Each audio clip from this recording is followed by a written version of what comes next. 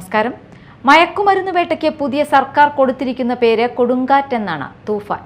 തൂഫാൻ പുറത്തു വീശിയാൽ പോരാ. ലഹരി വ്യാപാരികളെ സഹായിക്കുന്ന പോലീസുകാരെയും രാഷ്ട്രീയക്കാരെയും പുകച്ച് പുറത്തു ചാടിക്കണം. മയക്കുമരുന്ന് ഉപയോഗിക്കുന്നവരെ കുറ്റവാളികളായല്ല, ഇരകളോ രോഗികളോ ആയി കാണണം. വിമുക്തി കേന്ദ്രങ്ങൾ സജീവമാക്കണം. അവർ പഴയ ലാവണങ്ങളിലേക്ക് മടങ്ങുന്നില്ലെന്ന് തുടർ പരിചരണങ്ങളിലൂടെ ഉറപ്പാക്കണം. അകത്തുനിന്ന് മാത്രം തുറക്കാവുന്ന പൂട്ടുള്ള ഏക തടവറയാണ് ആസക്തി എന്ന് പറയാറുണ്ട്. പക്ഷേ പൂട്ട് തുറക്കാൻ ശേഷിയില്ലാത്തവരെ വാതിൽ പൊളിച്ച് രക്ഷിക്കുകയേ നിവൃത്തിയുള്ളൂ. ന്യൂസ് ടൈം ആരംഭിക്കുന്നു. ആദ്യം പ്രധാന തലക്കെട്ടുകൾ.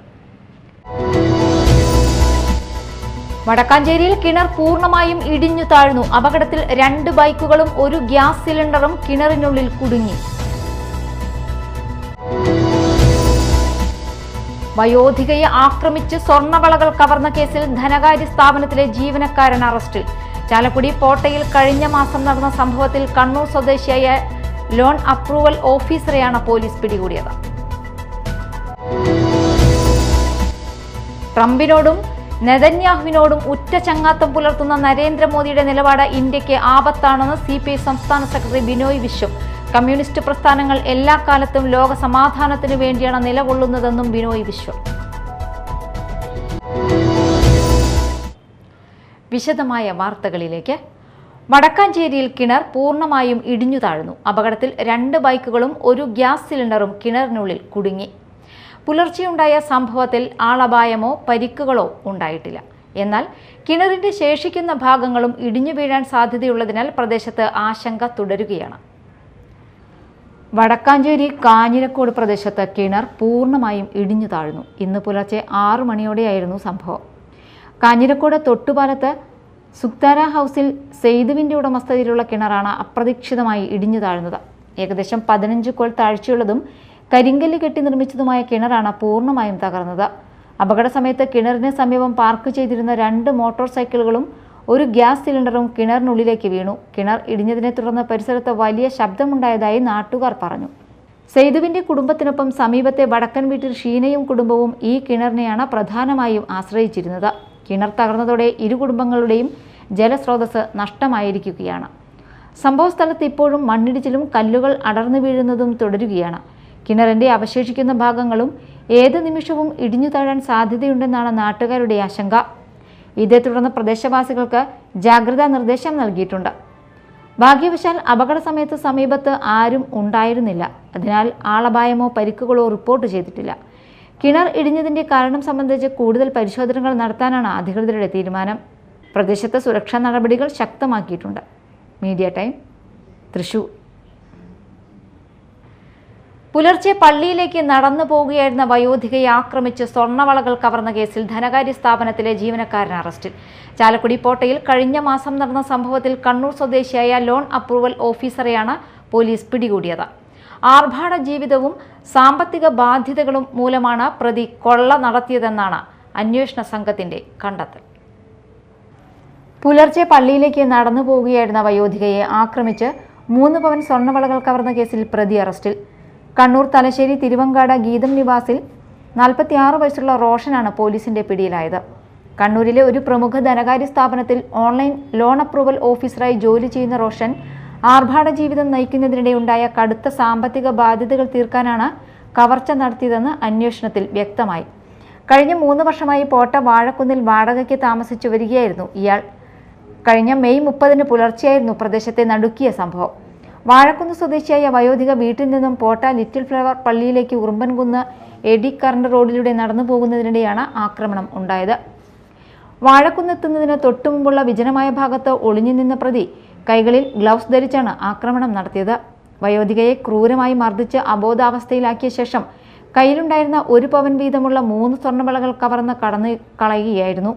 സംഭവത്തിന് പിന്നാലെ പ്രത്യേക അന്വേഷണ സംഘത്തെ നിയോഗിച്ച് പോലീസ് അന്വേഷണം ഊർജിതമാക്കി. ആക്രമണത്തിനിരയായ വയോധിക നൽകിയ നിർണായക വിവരങ്ങളാണ് കേസിൽ വഴിത്തിരിവായത്. അക്രമി വ്യായാമം ചെയ്യുന്നവർ ധരിക്കുന്ന തരത്തിലുള്ള വസ്ത്രങ്ങളാണ് ധരിച്ചിരുന്നതെന്ന് അവർ പോലീസിനോട് പറഞ്ഞിരുന്നു. ഇതിന്റെ അടിസ്ഥാനത്തിൽ പ്രദേശത്ത് പതിവായി പുലർച്ചെ നടക്കാനിറങ്ങുന്ന 70-ലധികം പേരെ അന്വേഷണ സംഘം രഹസ്യമായി നിരീക്ഷിച്ചു. അവരുടെ ശാരീരിക പ്രത്യേകതകളും വസ്ത്രധാരണ രീതികളും വിശദമായി പരിശോധിച്ചു. ശാസ്ത്രീയ തെളിവുകളും സൈബർ അന്വേഷണവും സംയോജിപ്പിച്ചുള്ള അന്വേഷണത്തിലൂടെയാണ് റോഷനിലേക്ക് പോലീസിന്റെ സംശയം കേന്ദ്രീകരിച്ചത്. തുടർന്ന് നടത്തിയ ചോദ്യം ചെയ്യലിലും തെളിവെടുപ്പിലും പ്രതി കുറ്റം സമ്മതിക്കുകയായിരുന്നുവെന്ന് പോലീസ് അറിയിച്ചു. പുലർക്കാല നടത്തക്കാരനെന്ന വ്യാജേന പ്രദേശത്ത് സഞ്ചരിച്ച് ഇരയെ കണ്ടെത്തിയാണ് കവർച്ച ആസൂത്രണം ചെയ്തതെന്നും അന്വേഷണത്തിൽ വ്യക്തമായി.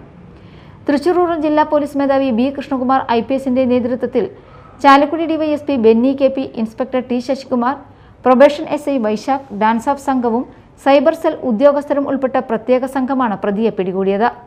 നടപടിക്രമങ്ങൾ പൂർത്തിയാക്കിയ ശേഷം പ്രതിയെ കോടതിയിൽ ഹാജരാക്കുമെന്ന് പോലീസ് അറിയിച്ചു. Media time, Chalakudy. മരണത്തിന്റെ വ്യാപാരികളായ ട്രംപിനോടും നെതന്യാഹുവിനോടും ഉറ്റ ചങ്ങാത്തം പുലർത്തുന്ന നരേന്ദ്രമോദിയുടെ നിലപാട് ഇന്ത്യക്ക് ആപത്താണെന്ന് CPI സംസ്ഥാന സെക്രട്ടറി ബിനോയ് വിശ്വം പറഞ്ഞു. AITUC ദേശീയ ജനറൽ കൗൺസിലിന്റെ ഭാഗമായി സംഘടിപ്പിച്ച സാമ്രാജ്യത്വ വിരുദ്ധ യുദ്ധവിരുദ്ധ സെമിനാർ ഉദ്ഘാടനം ചെയ്ത് സംസാരിക്കുകയായിരുന്നു അദ്ദേഹം. That's why we say war is here. Defeat the politics of war. We will defeat maybe Benjamin Netanyahu, maybe somebody else, maybe the chairman Mr. Narendra Modi, whoever they may be. But we say that the people all over the world. Communist പ്രസ്ഥാനങ്ങൾ എല്ലാ കാലത്തും സാമ്രാജ്യത്വത്തിന് യുദ്ധത്തിനും എതിരെയും ലോക സമാധാനത്തിനു വേണ്ടിയാണ് നിലകൊള്ളുന്നതെന്നും ബിനോയ് വിശ്വം കൂട്ടിച്ചേർത്തു. AITUC vice president K. Subbarayan MP അധ്യക്ഷത വഹിച്ചു. C. Sreekumar, EM Satheesan, TK Sudheesh എന്നിവർ സംസാരിച്ചു. 2026-27 അധ്യയന വർഷത്തേക്കുള്ള അക്കാദമിക് കലണ്ടർ വിദ്യാഭ്യാസ വകുപ്പ് പുറത്തിറക്കി. പരീക്ഷകൾ, അവധികൾ, പഠന പ്രവർത്തനങ്ങൾ എന്നിവയുടെ വിശദമായ ക്രമീകരണങ്ങളാണ് കലണ്ടറിലുള്ളത്. LP സ്കൂളുകളിൽ ശനിയാഴ്ച പ്രവൃത്തി ദിനം ഒഴിവാക്കിയതും UP ഹൈസ്കൂൾ വിഭാഗങ്ങളിൽ 5 ശനിയാഴ്ചകൾ അധിക പ്രവൃത്തി ദിനമാക്കിയതുമാണ് പ്രധാന പ്രത്യേകതകൾ. 2026-27 അധ്യയന വർഷത്തേക്കുള്ള അക്കാദമിക് കലണ്ടർ വിദ്യാഭ്യാസ വകുപ്പ് പുറത്തിറക്കി. വിദ്യാഭ്യാസ വകുപ്പിന്റെ വിവിധ അക്കാദമിക് പ്രവർത്തനങ്ങൾ, പരീക്ഷകൾ, അവധികൾ, പ്രാക്ടിക്കൽ പരീക്ഷകൾ, മാതൃകാ പരീക്ഷകൾ, വാർഷിക പരീക്ഷകൾ എന്നിവ ഉൾപ്പെടുത്തിയാണ് കലണ്ടർ തയ്യാറാക്കിയിരിക്കുന്നത്. മുഖ്യമന്ത്രി VD സതീശനും വിദ്യാഭ്യാസ മന്ത്രി N ഷംസുദ്ദീനും ചേർന്നാണ് അക്കാദമിക് കലണ്ടർ പ്രകാശനം ചെയ്തത്. പുതിയ കലണ്ടർ പ്രകാരം LP സ്കൂളുകളിലെ ശനിയാഴ്ച പ്രവൃത്തി ദിനം പൂർണ്ണമായും ഒഴിവാക്കിയിട്ടുണ്ട്. അതേസമയം UP ഹൈസ്കൂൾ വിഭാഗങ്ങളിൽ പഠന ദിനങ്ങൾ ക്രമീകരിക്കുന്നതിനായി 5 ശനിയാഴ്ചകൾ അധിക പ്രവൃത്തി ദിനങ്ങളായിരിക്കും. അധ്യയന വർഷത്തിലെ ആദ്യ പ്രധാന പരീക്ഷയായ ഓണപരീക്ഷ ഓഗസ്റ്റ് 10 ആരംഭിച്ച് 21 അവസാനിക്കും. അതേ ദിവസം തന്നെ സ്കൂളുകൾ ഓണാവധിക്കായി അടയ്ക്കും. ഓഗസ്റ്റ് 31 അവധിക്ക് ശേഷം ക്ലാസുകൾ പുനരാരംഭിക്കുക. ക്രിസ്മസ് പരീക്ഷ ഡിസംബർ 10 ആരംഭിച്ച് 18 അവസാനിക്കും. ഡിസംബർ 18 സ്കൂളുകൾ ക്രിസ്മസ് അവധിക്കായി അടയ്ക്കും. ഡിസംബർ 28 വീണ്ടും സ്കൂളുകൾ തുറക്കുക. ഹയർ സെക്കൻഡറി വിഭാഗത്തിലെ +2 വിദ്യാർത്ഥികൾക്കുള്ള പ്രാക്ടിക്കൽ പരീക്ഷകൾ 2027 ജനുവരി 20 ആരംഭിക്കും. SSLC പൊതുപരീക്ഷകൾ 2027 മാർച്ചിൽ നടക്കും. +1, +2 വാർഷിക പരീക്ഷകൾ മാർച്ച് 2 ആരംഭിച്ച് മാർച്ച് 29 അവസാനിക്കുന്ന രീതിയിലാണ് ക്രമീകരിച്ചിരിക്കുന്നത്.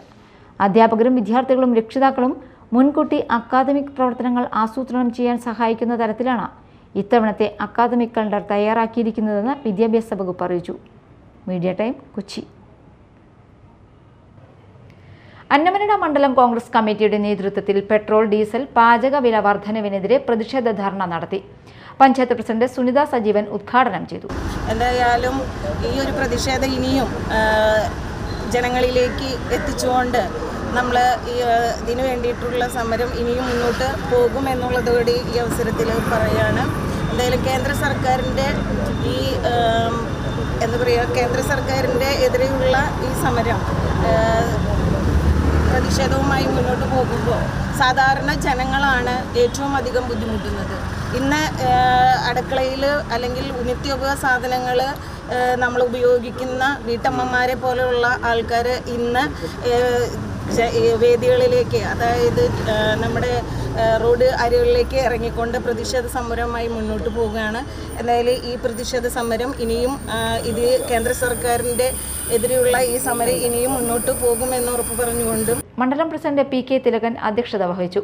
DCC ജനറൽ സെക്രട്ടറിമാരായ VA അബ്ദുൽ കരീം, KK രവി നമ്പൂതിരി, മുൻ മണ്ഡലം president PK Rameshan, PK Siddique, Sani Chakkalakkal, KK Velayudhan, Dhanya Devadas, Davis Kurian, PV Bineesh എന്നിവർ സംസാരിച്ചു. കേരളത്തിലെ പുരുഷന്മാരിൽ മദ്യപാനശീലം വീണ്ടും ഉയരുന്നതായി ദേശീയ കുടുംബാരോഗ്യ സർവേയുടെ ഏറ്റവും പുതിയ റിപ്പോർട്ട്. 15 വയസ്സിന് മുകളിലുള്ള ഓരോ 4 പുരുഷന്മാരിൽ ഒരാൾക്ക് അടുത്ത് മദ്യം ഉപയോഗിക്കുന്നതായി റിപ്പോർട്ട് വ്യക്തമാക്കുന്നു. ഗ്രാമപ്രദേശങ്ങളിലാണ് മദ്യപാന നിരക്ക് കൂടുതലെന്നതും ശ്രദ്ധേയമാണ്.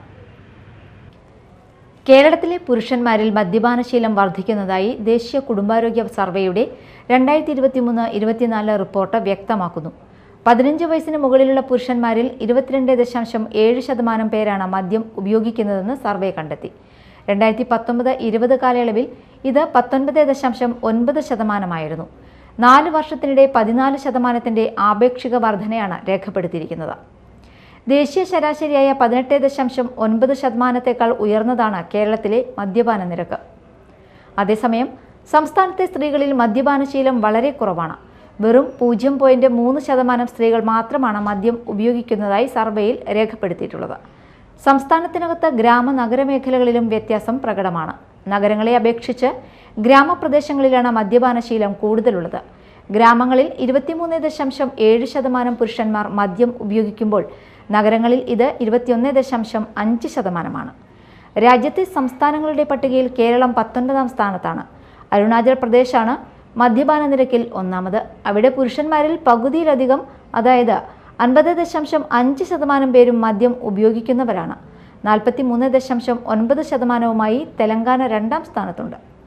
കേരളത്തിൻ്റെ കാര്യത്തിൽ ശ്രദ്ധേയമായ മറ്റൊരു വസ്തുത 2005-2006 മുതൽ പുരുഷന്മാരിലെ മദ്യപാന നിരക്ക് തുടർച്ചയായി കുറഞ്ഞു വരികയായിരുന്നു എന്നതാണ്. ആരോഗ്യ ബോധവൽക്കരണവും സാമൂഹിക ഇടപെടലുകളും ശക്തമായിരുന്ന കാലഘട്ടത്തിൽ രേഖപ്പെടുത്തിയിരുന്ന കുറവിന് വിരുദ്ധമായാണ് ഇപ്പോൾ വീണ്ടും വർധന രേഖപ്പെടുത്തുന്നത്. അതേസമയം സർവേയിലെ കണ്ടെത്തലുകളും സംസ്ഥാനത്തെ ഔദ്യോഗിക മദ്യവിൽപ്പന കണക്കുകളും തമ്മിൽ പൂർണ്ണമായും പൊരുത്തപ്പെടുന്നില്ല. കേരള സ്റ്റേറ്റ് ബിവറേജസ് കോർപ്പറേഷന്റെ കണക്കുകൾ പ്രകാരം 2019-2020 3.35 കോടി കേസുകൾ മദ്യം വിറ്റഴിച്ചപ്പോൾ 2023-24 വിൽപ്പന 3.30 കോടി കേസുകളായി നേരിയ തോതിൽ കുറഞ്ഞിട്ടുണ്ട്. എന്നാൽ മദ്യത്തിൻ്റെ വില വർദ്ധിപ്പിച്ചതിനെ തുടർന്ന് ബെപ്കോയുടെ വരുമാനത്തിൽ വലിയ വർധനയുണ്ടായി. 14,708 കോടി രൂപയായിരുന്ന വരുമാനം 19,089 കോടി രൂപയായി ഉയർന്നു. അതായത് വിൽപ്പന അളവിൽ വർധനയില്ലെങ്കിലും വരുമാനത്തിൽ ഗണ്യമായ ഉയർച്ചയാണ് രേഖപ്പെടുത്തിയിരിക്കുന്നത്. മദ്യപിക്കുന്നവരുടെ ശതമാനം വർദ്ധിക്കുന്നതും ഗ്രാമപ്രദേശങ്ങളിൽ ഉപയോഗം കൂടുതലാകുന്നതും ആരോഗ്യരംഗത്തിനും സാമൂഹിക മേഖലയ്ക്കും പുതിയ വെല്ലുവിളികൾ ഉയർത്തുന്നതായാണ് വിദഗ്ധരുടെ വിലയിരുത്തൽ.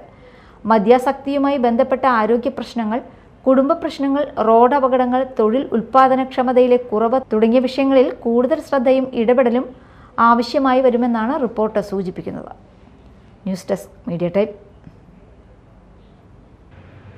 പ്രധാന വാർത്തകൾ ഒരിക്കൽ കൂടി. വടക്കാഞ്ചേരിയിൽ കിണർ പൂർണ്ണമായും ഇടിഞ്ഞു താഴ്ന്നു. അപകടത്തിൽ 2 ബൈക്കുകളും 1 ഗ്യാസ് സിലിണ്ടറും കിണറിനുള്ളിൽ കുടുങ്ങി. വയോധികയെ ആക്രമിച്ച് സ്വർണ്ണവളകൾ കവർന്ന കേസിൽ ധനകാര്യ സ്ഥാപനത്തിലെ ജീവനക്കാരൻ അറസ്റ്റിൽ. ചാലക്കുടി പോട്ടയിൽ കഴിഞ്ഞ മാസം നടന്ന സംഭവത്തിൽ കണ്ണൂർ സ്വദേശിയായ ലോൺ അപ്രൂവൽ ഓഫീസറെയാണ് പോലീസ് പിടികൂടിയത്. ട്രംപിനോടും നെതന്യാഹുവിനോടും ഉറ്റ ചങ്ങാത്തം പുലർത്തുന്ന നരേന്ദ്രമോദിയുടെ നിലപാട് ഇന്ത്യക്ക് ആപത്താണെന്ന് CPI സംസ്ഥാന സെക്രട്ടറി ബിനോയ് വിശ്വം. കമ്മ്യൂണിസ്റ്റ് പ്രസ്ഥാനങ്ങൾ എല്ലാ കാലത്തും ലോക സമാധാനത്തിനു വേണ്ടിയാണ് നിലകൊള്ളുന്നതെന്നും ബിനോയ് വിശ്വം. ന്യൂസ് ടൈം സമാപിച്ചു. നമസ്കാരം.